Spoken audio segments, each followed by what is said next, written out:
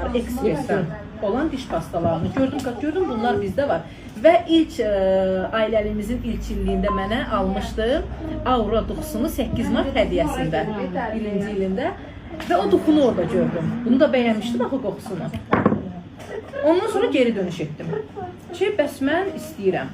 Sağ olsun Nuranə xanım da mənə apardı İlhamə xanımın yanına. Nə yaxşı, həmən günə, həqiqətən nə xoş mənə. Çünki müəllimə olsam da inanmırdım, yəni sona qədər, yəni zaten razı olmayacaq. Amma bu işə evdən başladım deyə gözü öyrəşdi, yoldaşımın gözü öyrəşdi. Yavaş-yavaş sifarişlərimi yerləşdirdim, uşaqları bağçaya qoymağa başladım, sonra getdim uşaqları bağçadan götürəndə sifarişlərimi, asta-asta yoldaşımın artıq gözü öyrəşdi və bir neçə dəfə özü də mənimlə getdi sifariş götür və gördü ki, orada yalnız xanımlardır, xanımlardan ibarət. İndi necə ki, bugün mənim yeni məsləhətçilərim, yoldaşları, bəli, yoldaşlarınızı çox gözəl başa düşürəm. Mən bu haqda qrupa da səs atmışdım ki, çox gözəl başa düşürəm. İlk öncə hamı tərəddüd edir. Necə ki, mənim yoldaşım, bunun yoldaşı və İlhamə xanımın yoldaşı tərəddüd edib, sizlər də çox gözəl. Onlara da bu işimizi anlatmaq lazımdır. Və bizim şirkətimiz ailə dəyərlərinə çox yüksək dərəcədə önəm verən bir şirkətdir.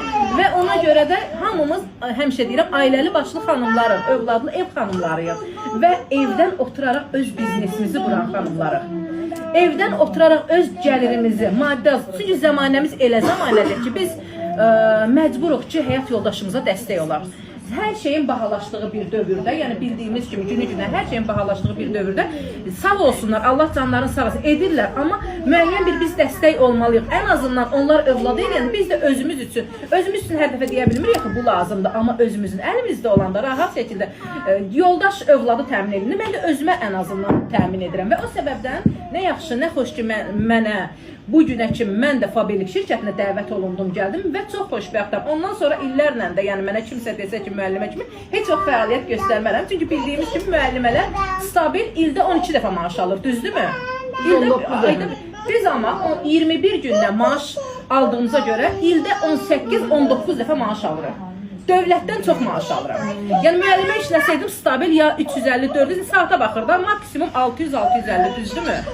Amma Fabelik şirkətində necədir? Nə qədər çox işləyirəmsə o qədər çox alıram. Min üstü maaş alıram. Yəni müəllimə hara? Fabelik şirkət arayır. O səbəbdən mən indi hal-hazırda mənə desələr də heç vaxtı gedib o sənəti, düzdür, sənətim çox şərəfli peşədir əlbəttə ki, amma bura daha rahatdır axı, bura daha rahatdır, daha asandır. Müəllimə kimi işləsəm gedib asılı olacam axı, direktordan asılı olacam, istədiyim vaxtı istirahətimə edə bilməyəcəm. Amma bu şirkətdə isə istəyəndə işləyirəm, istəyəndə də dincəlirəm. Və əlbəttə ki, mən də körpənin səsi isə məni narahat etmir, çünki mən özümdə 2 körpə ilə başlamışam. İlhamə xanım məndən danışsın.